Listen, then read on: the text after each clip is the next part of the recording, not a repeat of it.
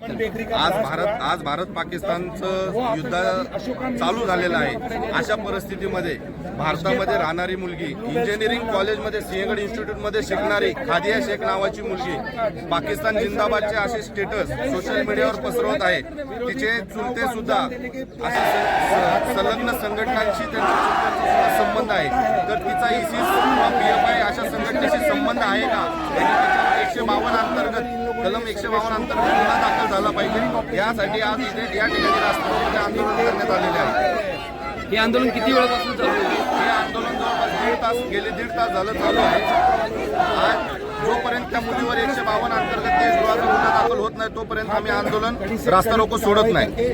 सजा देनी चाहिए। तुमची प्रतिक्रिया काय देणार सर? अशा वृत्तीच्या बांगलादेश के विरोध में भारत देशाच्या विरोधात घोषणा देणाऱ्या अशा या विद्यार्थ्यांना, या नागरिकांना या भारत देशातून हाकलून दिलं पाहिजे। यांचं या भारत देशात राहण्याचं काहीही काम नाही। आज पहलगामच्या हल्ल्यानंतर या भारत देशात आणि पाकिस्तानमध्ये हा जो युद्धाचा सराव चालू झालेला आहे त्याला अनुसरून जर कोणी पाकिस्तान जिंदाबादच्या जर घोषणा देत असेल तर अशा लोकांना या भारतात आम्ही राहून देणार नाही। कि आप शुरू करें पाकिस्तान मार खाओ, एक बड़ा दोन पाओ, पाकिस्तान मार खाओ। नीम का लगता कड़वा है, पाकिस्तान कड़वा है। नीम का लगता कड़वा है, पाकिस्तान कड़वा है। कमर